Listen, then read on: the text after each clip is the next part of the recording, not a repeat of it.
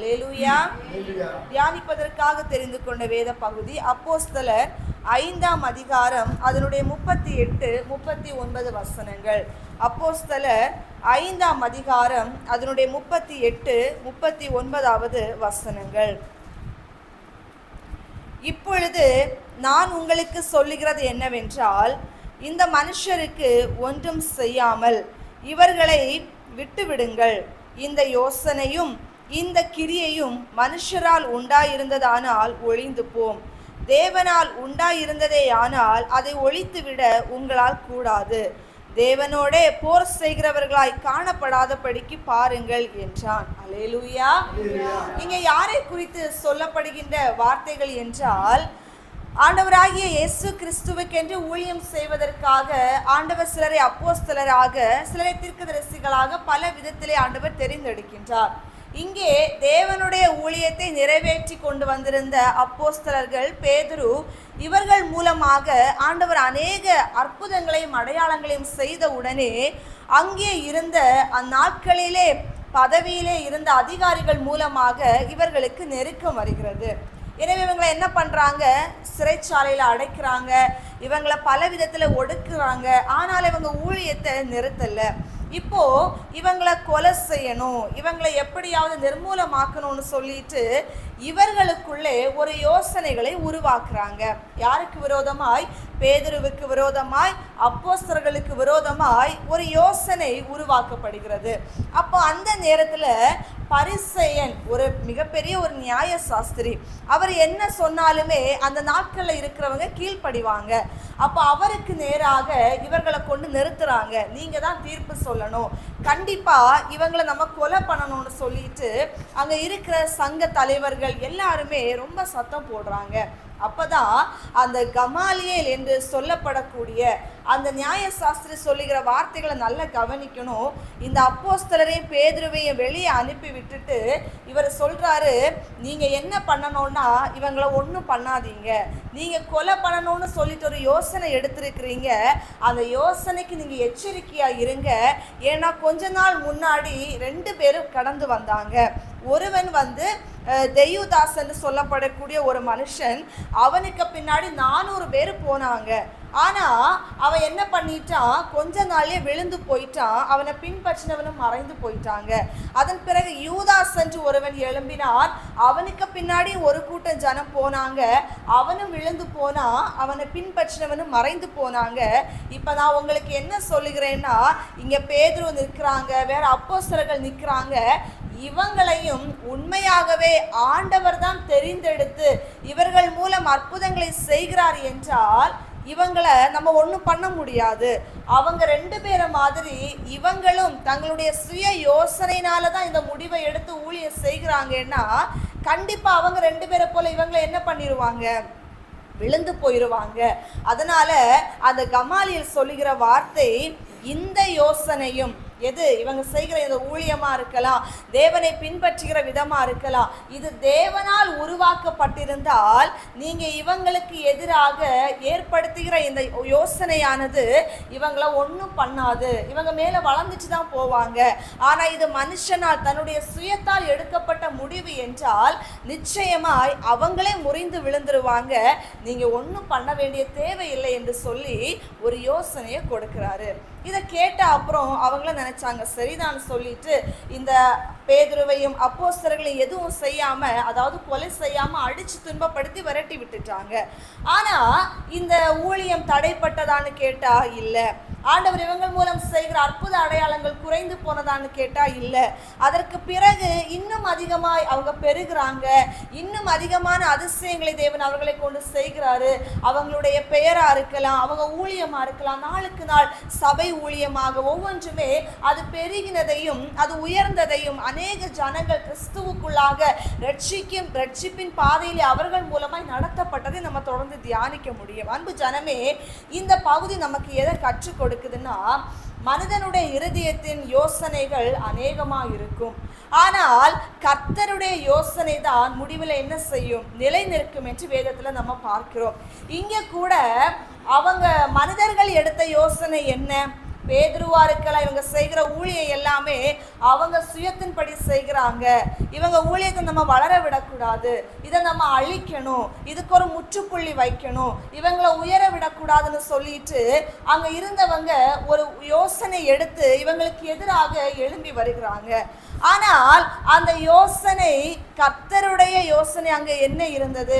அவங்க தேவனால் தெரிந்தெடுக்கப்பட்டவங்க, தேவன் அவர்களை உயர்த்த வேண்டும், பயன்படுத்த வேண்டும் என்கின்ற ஒரு யோசனையை வைத்திருந்தார். அங்க யாருடைய யோசனை நடந்தது?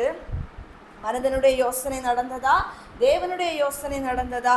கர்த்தர் அவங்களுக்கு மேல என்ன நினைவு வைத்திருந்தாரோ அதுதான் அவங்க வாழ்க்கையில நடந்தது. கர்த்தர் நம்ம கிட்ட பேசுறது என்னன்னா, ஒரு மனிதனுடைய வாழ்க்கையில என்னதான் தீர்மானங்கள் அவர்கள் எடுத்திருந்தாலும், நம்ம சுயமாக நம்ம வாழ்க்கையில் அநேக யோசனைகளை எடுப்போம் இல்லையா?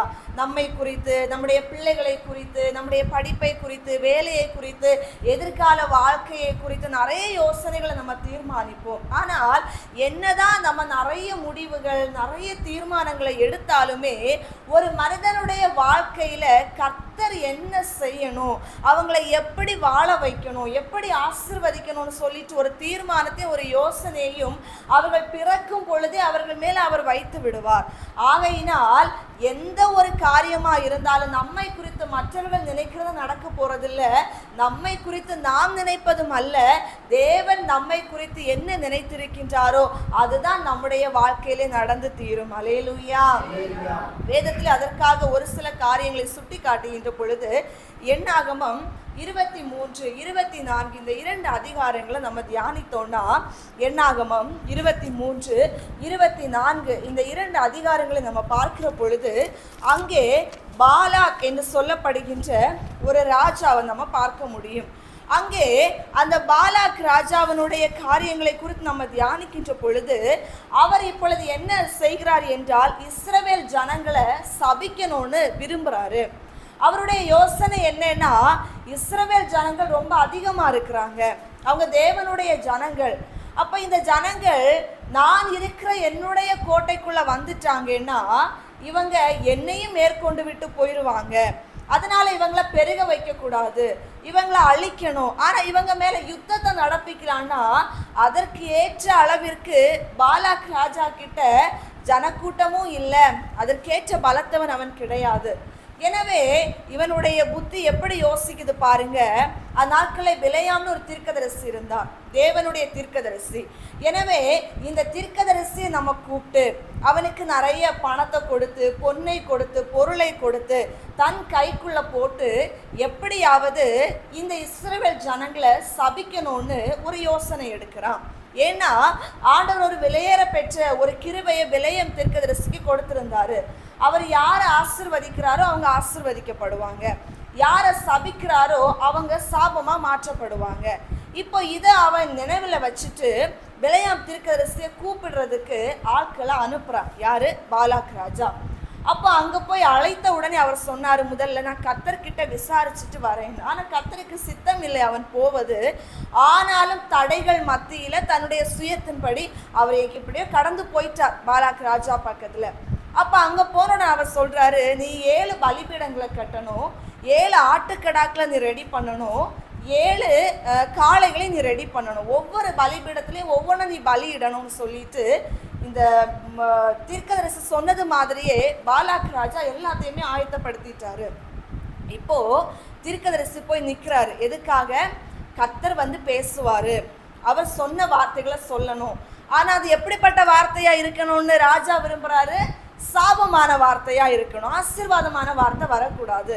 இப்போ பாருங்க, முதல்ல பார்க்கிற பொழுது என்னாகும் 23ஆம் அதிகாரம் 7 முதல் 10 வசனங்களை நீங்க வாசித்தீங்கன்னா, முதல் முறை போய் சபிக்க நிற்கிற பொழுது கர்த்தர் கொடுத்த வார்த்தையை பாருங்க.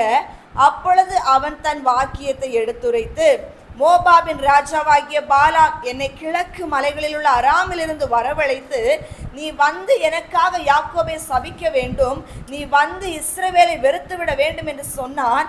தேவன் சபிக்காதவனை நான் சபிப்பது எப்படி? கர்த்தர் வெறுக்காதவனை நான் வெறுப்பது எப்படி? கன்மலையின் உச்சிலிருந்து நான் அவனை கண்டு குன்றுகளிலிருந்து அவனை பார்க்கிறேன். அந்த ஜனங்கள் ஜாதிகளோட கலவாமல் தனியே வாசமாய் இருப்பார்கள். யாக்கோபின் தூளை எண்ணத்தக்கவன் யார்? இஸ்ரவேலின் காற்பங்கை எண்ணுகிறவன் யார்? நீதிமான் மரிப்பது போல நான் மரிப்பேனாக, என் முடிவு அவன் மேல் முடிவை இருப்பதாக என்றான் என்று சொல்லி, முதல்லையே பாருங்க, சாபமான வார்த்தைகளை சொல்றதுக்கு வாய் திறந்தால் ஆசீர்வாதமான வார்த்தைகள், அவனை குறித்து பெருமையான வார்த்தைகள். இரண்டாவது பார்க்கிற பொழுது அதே அதிகாரம் அதனுடைய 19வது வசனம் முதல் வாசிக்கிற பொழுது அங்கே மறுபடியும் ஆசீர்வாதமான வார்த்தைகள். இன்னும் பார்க்கிற பொழுது என்னாகும்? 24ஆம் அதிகாரம் அதனுடைய 1 முதல் அதனுடைய 9 வசனங்கள் வரை வாசிக்கிற பொழுது மூன்றாவதும் ஆசீர்வாதமான வார்த்தைகள் தான் கடந்து வருகிறது. அப்போ ஒரு மனிதன் தேவனுக்கு உகந்தவர்களை சபிக்க வேண்டும், அழிக்க வேண்டும், அவர்களை நிர்மூலம் பண்ண வேண்டும், அவர்களை இல்லாமற் போக செய்ய வேண்டும் என்று யோசனை எடுக்கின்றான். அதற்காக அவன் செலவு செய்கின்றான். பாருங்க, பலிபீடங்களை கட்டுறதுக்கு பணத்தை செலவழிக்கின்றான், காளைகளை வாங்குறதுக்கு பணத்தை செலவழிக்கின்றான், ஆட்டுக்கடாக்களை வாங்குறதுக்கு பணங்களை செலவழிக்கின்றான். அதற்காக பலி செலுத்துவதற்கான எல்லா காரியங்களையும் அவன் ஏற்பாடு செய்கின்றான். அவனால் எந்த அளவிற்கு அதற்கான ஆயத்தங்களை செய்ய முடியுமோ எல்லாவற்றையும் செய்கின்றான். கர்த்தர் சொல்லிட்டாரு, யாக்கோபுக்கு விரோதமான மந்திரமும் இல்ல, இஸ்ரவேலுக்கு விரோதமான குறி சொல்லுதலும் இல்ல. நீ அவங்கள மந்திரவாதத்தை வச்சு அழிக்கணும்னு நினைச்சாலும் இஸ்ரவேல் ஜனங்களை நீ அழிக்க முடியாது. நீ சேனைகளை வச்சு நிர்மூலம் பண்ணலான்னு நினைச்சாலும் நீ நிர்மூலம் பண்ண முடியாது. ஏன்னா இஸ்ரவேலை ஆசீர்வதிப்பதுதான் கர்த்தருக்கு பிரியம் என்று சொல்லி அவர் வெளியரங்கமாக தன்னுடைய முடிவை அவர் சொல்லிவிட்டார். அல்லேலூயா. எனவே அன்பு ஜனமே, இதிலிருந்து ஒன்று உணர்ந்து கொள்ள முடிகிறது. அது ராஜாவா இருந்தாலும் சரி, அதிகாரியா இருந்தாலும் சரி, எப்பேற்பட்ட ஒரு பலவானா இருந்தாலும் சரி, கர்த்தருடைய யோசனை தான் நிலை நிற்கும். கர்த்தருடைய பிள்ளைகளுக்கு விரோதமாய் என்னதான் காரியங்களை யார் எப்படி எதிராக செய்யணும்னு முடிவு எடுத்தாலும் அந்த முடிவை மாற்றி அமைக்க அவர்களால் முடியாது. அவங்க பணத்தை வைத்து அதை மாற்றலாம் நினைத்தாலும் நடக்காது. அவர்களுடைய பலத்தை வைத்து மாற்றலாம் என்று நினைத்தாலும் அது நடக்காது. மந்திரவாதங்களை வைத்து மாற்றலாம் என்று நினைத்தாலும் அது நடக்காது. ஒருவேளை அதற்கான காலங்களை சற்று தள்ளி போட வைக்கலாம், ஒருவேளை அதற்காக எதையாவது இடையூறுகளை உருவாக்க நினைக்கலாமே தவிர அதை முற்றிலும் இல்லாமல் போக வைக்க முடியாது. ஏனென்றால் கர்த்தர் நினைத்தது தடைபடாது. அல்லேலூயா. அவர் சொல்லியும் செய்யாதிருப்பாரோ என்று வேதத்தில் அவர் இந்த இடத்துல தான் அவர் சொல்லி இருக்கின்றார். பாருங்க, அதை என்னாகும்? 23ஆம் அதிகாரம் 19வது வசனம் முதல் வாசிக்கிற பொழுது, பொய் சொல்ல அவர் ஒரு மனிதன் அல்ல, மனமாற அவர் ஒரு புத்திரனும் அல்ல. அவர் சொல்லியும் செய்யாதிருப்பாரோ, அவர் வசனித்தும் நிறைவேற்றாதிருப்பாரோ என்று சொல்லி தேவனுடைய தீர்க்கதரிசி மூலமாக அவர் சொல்லுகின்றார். பாருங்க, அவர் சொன்னாருன்னா அவர் சொன்ன வார்த்தைகளை நிறைவேற்றி முடித்து தீரும் மட்டும் அதற்கு எதிராக செங்கடல் வந்தாலும், பார்வோன் வந்தாலும், யோர்தான் வந்தாலும், ஆமோன் வந்தாலும், கோலியாத் வந்தாலும், எப்பேற்பட்ட யுத்த சன்னத்துக்காரர்கள் வந்து நின்றாலும், சங்க தலைவர்கள் வந்து நின்றாலும், அதிகாரிகள் வந்து நின்றாலும், எப்பேற்பட்ட தீமைகள் நம்ம கண்களுக்கு முன்பதாக நடந்தாலும் கர்த்தர் செய்ய நினைத்தது தடைபடாது. அல்லேலூயா.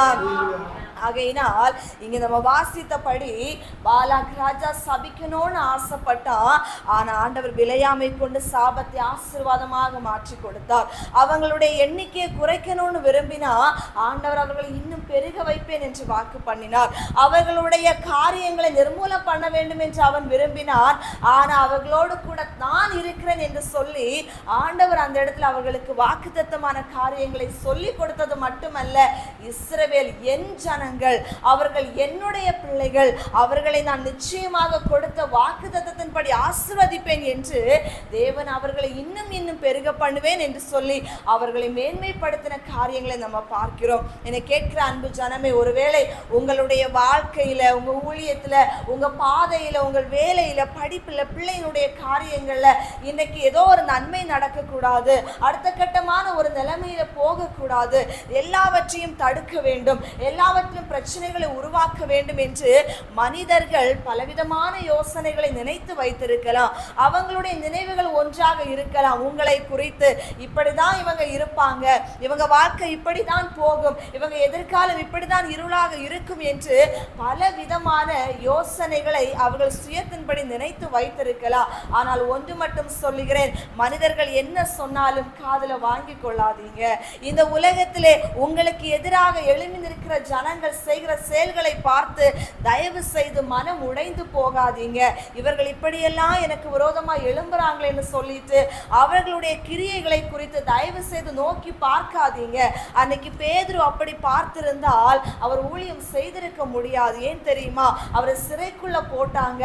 அவர் சிறைச்சாலையை பார்க்கல, கர்த்தரை பார்த்தார். அவரை அடித்தாங்க அந்த இடத்துல, ஆனா அந்த வலிகளை அவர் பார்க்கல.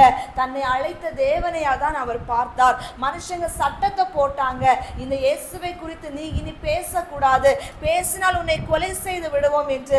அந்த மிரட்டலான வார்த்தைகளை அவர் கேட்கல. தன்னை அந்த இடத்துல வெறுமையிலே நின்ற பொழுது அழைத்து உயர்த்தின தேவனுடைய வார்த்தைகளை அவர் நினைத்து பார்த்தார். ஆகையினால தான் ஆண்டவர் பேதுருவை முடக்கிறதற்கும் அழிக்கிறதற்கும் அவனை உடைக்கிறதற்கும் அவர் ஒப்பு கொடுக்கல. எல்லா நிலைகளிலும் அவனை மறுபடியும் மறுபடியும் தூக்கி எடுத்து அவன் நிழல் பட்ட இடத்திலெல்லாம் அற்புதங்கள் நடந்தது. அவன் கரம் பட்ட இடத்திலெல்லாம் விடுதலை கிடைத்தது. மரித்த ஜனங்களை அவன் மூலம் உயிரோடை கர்த்தர் எழுப்பி கொண்டு நிறுத்தினார். அந்த இடத்துல ஒரு இடத்துல 8 வருடமாக திமிர்வாதமாய் ஒருவன் படுத்திருந்தான்.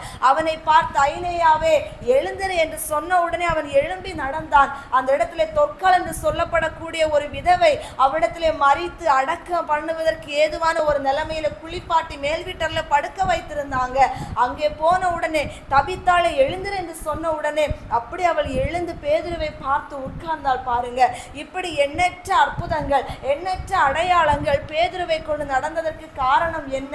அவர் எதிரியினுடைய வார்த்தைகள், அவங்க செய்த யோசனைகள், அவங்க அடித்த அடிகள், அவங்க அவனை உடைத்த காரியங்கள் எதையுமே நோக்கி பார்க்கல. அவனுடைய பார்வை, அவனுடைய எண்ணம், அவனுடைய நடக்கை, அவனுடைய சிந்தனை, அவனுடைய எல்லாமே முன்னால இருந்த கர்த்தருடைய சமூகத்தை மாத்திரமே நோக்கி இருந்தது. அல்லேலூயா. ஆகையினால் தேவன் நம்மை பார்த்தும் சொல்லுகிறார், உங்களை உடைக்கிறவங்களை நோக்கி பார்க்காதீங்க, உங்களை உருவாக்குறவரை நீங்க நோக்கி பாருங்க. உங்களை சபிக்கிறவங்களை நீங்க நோக்கி பார்க்காதீங்க, சாபத்தை ஆசீர்வாதமாக மாற்றுகிற இயேசுவை நோக்கி பாருங்க. உங்களை இல்லாமற் போக வைக்கணும்னு நினைக்கிறவங்களை நோக்கி பார்க்காதீங்க, உங்களுக்கு எல்லாவற்றையும் கொடுக்கிற தேவனை நீங்க நினைத்து பாருங்க. உங்களை பலவீனப்படுத்தணும்னு நினைக்கிற மனுஷனை நோக்கி பார்க்காதீங்க, பலப்படுத்துகிற கர்த்தர் உங்க கூட இருக்கிறத நினைச்சு என்னை பலப்படுத்துகிற கிறிஸ்துவினாலே எனக்கு எல்லாவற்றையும் செய்ய பலன் உண்டு என்று நீங்க முன்னோக்கி நடந்து கொண்டே இருங்கள்.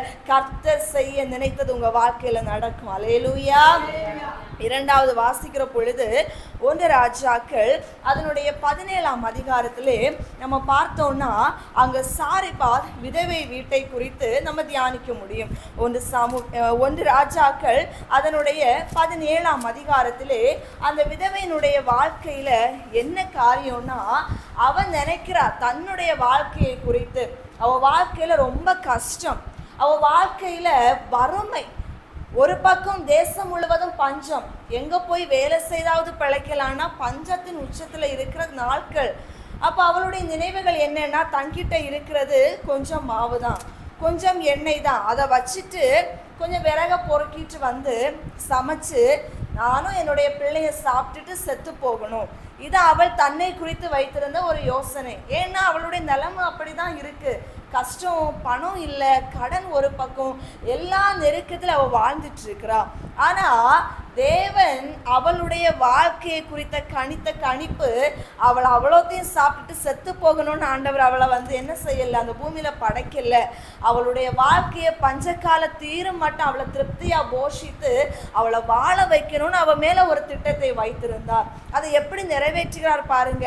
நம்முடைய எலியா தீர்க்கதரிசி இப்போ சோர்ந்து போய் ஒரு பிரச்சனை பிரச்சனையின் மத்தியில் அவர் இருக்கிறாரு. ஆண்டவர் அவரை பிரச்சனைக்குள்ள அனுமதிக்கல.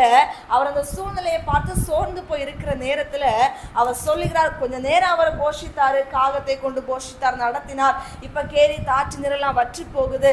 அப்ப அவர் என்ன சொல்றாருன்னா, நீ எழுந்து எங்க போ, சாரிபாத் விதவி வீட்டுல நீ அங்க போ, அங்க உன்னை என்ன பண்ணணும், உன்னை போஷிக்கும்படி அங்க சாரிபாத் ஊருக்கு போகிற பொழுது ஒரு விதவையை நான் உனக்காக ஆயத்தப்படுத்தி அவளை கொண்டு உன்னை நான் போஷிக்க வைப்பேன்னு சொல்லிட்டு ஆண்டவர் அந்த தேசத்துக்கு நேராக எலியாவை அனுப்பி வைக்கிறாரு பாருங்க. அங்க போகும் பொழுது பார்த்துட்டாரு விறகு பொறுக்கிட்டு இருக்கிறவங்கள.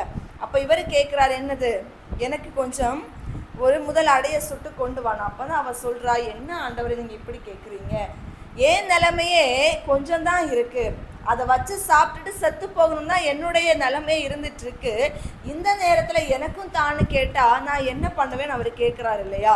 அப்போதான் அங்க நடக்கிற காரியத்தை பாருங்கள். 1 ராஜாக்கள் 17ஆம் அதிகாரம் அதனுடைய 13வது வசனத்தை வாசிக்கின்ற பொழுது, அப்பொழுது எலியா அவளை பார்த்து, பயப்படாதே, நீ போய் உன் வார்த்தையின்படி ஆயத்தப்படுத்து, ஆனாலும் அதிலே எனக்கு ஒரு சிறிய அடையை பண்ணி என்னிடத்தில் கொண்டு வா, பின்பு உனக்கும் உன் குமாரனுக்கும் பண்ணலாம்.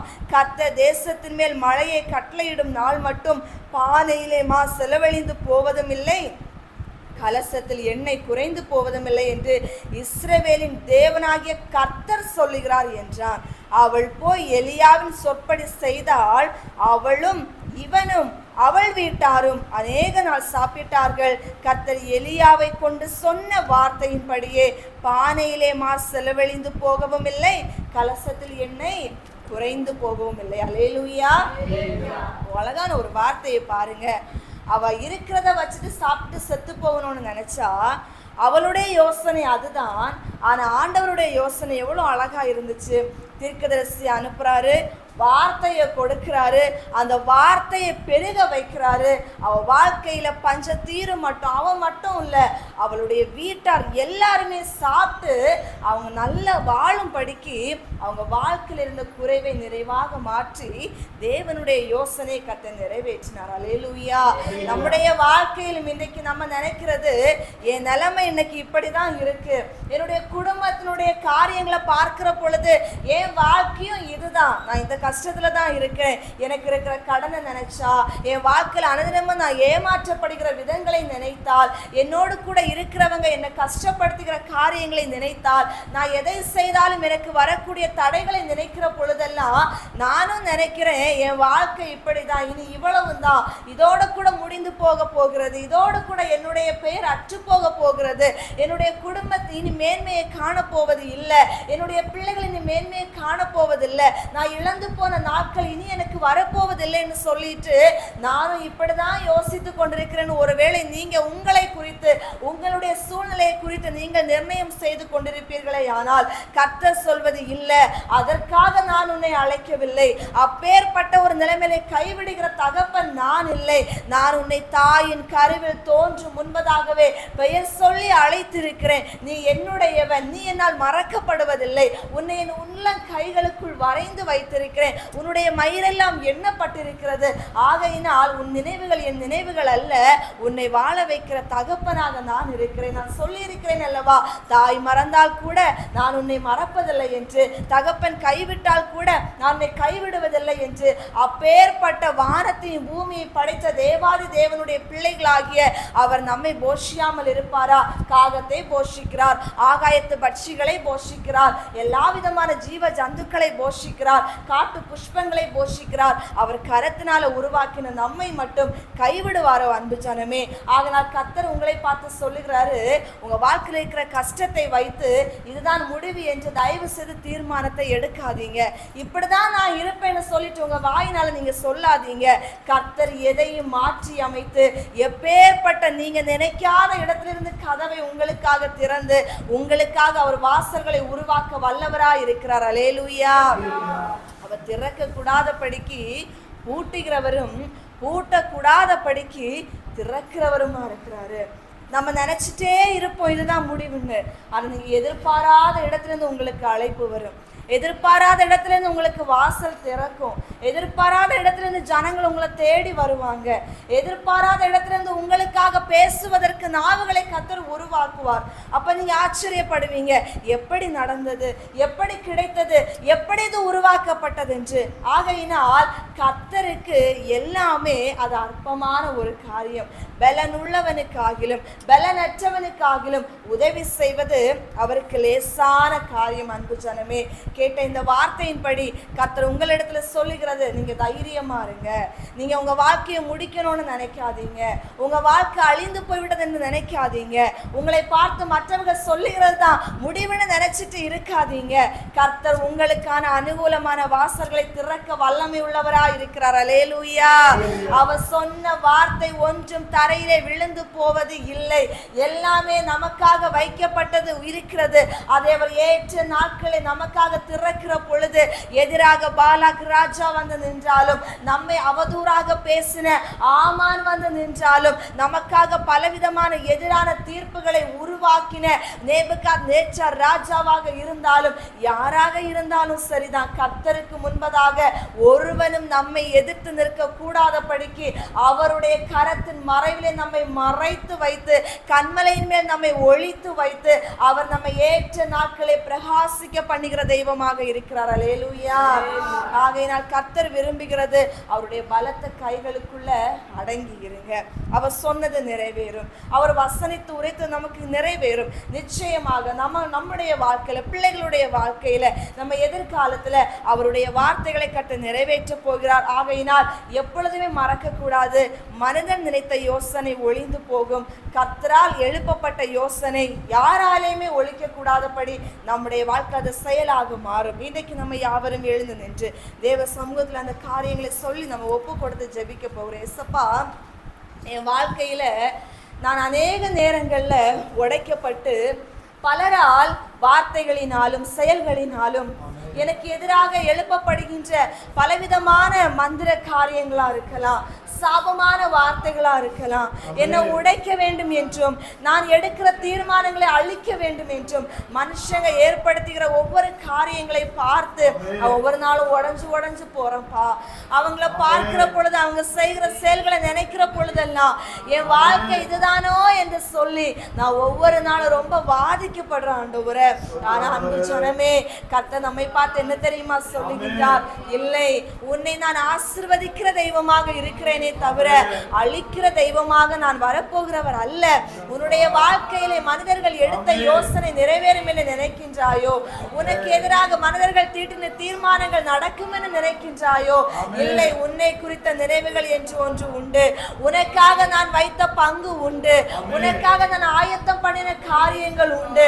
அதை பெற்றுக் கொள்ளும்படிக்கு நீ மனிதனை நோக்கி பார்க்காமல், சூழ்நிலையை நோக்கி பார்க்காமல், உன்னை எதிர்க்கின்ற சத்துருக்களை நோக்கி பார்க்காமல் நீ என்னை நோக்கி பார்த்து, நான் அழைத்த அழைப்பை நோக்கி பார்த்து, நான் உனக்கு கொடுத்த வழிகளில் மாத்திரம் நீ நடப்பாயேயானால் நிச்சயமாக உன்னில் நான் மகிமைப்படுவேன் என்று கர்த்தர் நம்மை பார்த்து சொல்லுகிறார். என் அன்பு ஜனமே, வேதத்துல நம்ம தியானித்தபடி பேதுருவை அழிக்கணும்னு நினைச்சாங்க, கொலை செய்யணும்னு நினைச்சாங்க, அவன் ஊழியத்தை உடைக்கணும்னு நினைச்சாங்க, அவனை பின்பற்றுகிற ஜனங்களை அவனை விட்டு தூரப்படுத்தணும்னு நினைச்சாங்க. ஆனா கர்த்தர் அதை நினைக்கல, மனுஷன் தான் நினைத்தான், கர்த்தர் நினைக்கல. கடைசியில மனிதன் நினைத்தது அவமாய் போனது, கர்த்தர் நினைத்தது நிலைத்து நின்றது. பாலாக் இஸ்ரவேல் ஜனங்களை சபிக்கணும்னு நினைச்சான், அழிக்கணும்னு நினைச்சான். ஆனா தேவன் அதை நினைத்த காரியங்களை தடை பண்ணி அவர் நினைத்ததை செயலாக மாற்றினாரு. விதவை தான் இருக்கிறதை வைத்து சாப்பிட்டு செத்து போகணும்னு நினைத்தாள். ஆனா கர்த்தர் அவளை சம்பூரணமாக வாழ வைத்தாரே. அந்த தேவனை தான் நீங்களும் நானும் வணங்கி கொண்டிருக்கின்றோம். அவரை தான் இன்னைக்கு நாம் தேடி வந்திருக்கின்றோம். இப்பேற்பட்ட காரியங்களை செய்த தேவனை தான் இன்னைக்கு நம்ம நோக்கி பார்த்து கொண்டிருக்கின்றோம். உங்க வாழ்க்கையில இருக்கிற காரியங்களை தேவன் கிட்ட ஒப்பு கொடுங்க. நீங்களே தீர்மானத்தை எடுத்து, நீங்களே ஒவ்வொரு காரியங்களை நினைச்சு உடைஞ்சு போகாம, இதுதான் முடிவு என்று நினைத்து கலங்கி நிற்காம, உங்கள் எதிர்காலத்தை நிர்ணயம் செய்கிற தேவனுடைய கரத்திலே உங்க வாழ்க்கையை ஒப்பு கொடுங்க. உங்க பிரச்சனையை ஒப்பு கொடுங்க. உங்கள் தடைகளை ஒப்பு கொடுங்க. உங்கள் பலவீனங்களை ஒப்பு கொடுங்க. எதிராக இருக்கிற சத்துருக்களை ஒப்பு கொடுங்க. யாக்கோபுக்கு விரோதமான மந்திரவாதம் இல்லை, இஸ்ரவேலுக்கு விரோதமான குறி சொல்லுதல் இல்லை. என்ன தடைகள் போராட்டங்கள் இருந்தாலும் தேவன் இன்றைக்கு உங்க வாழ்க்கையில தடைகளை உடைத்து, போராட்டங்களை தகர்த்து, ஆமாரின் திட்டங்களை உடைத்து, எதிரான பார்வோன்களை துரத்தி அவர் உங்களுக்கு புதிய வழிகளையும் புதிய வாசல்களையும் கர்த்தர் திறந்து உங்களை அதிசயங்களை காண பண்ண போகின்றார். நன்றி ஆண்டவரே.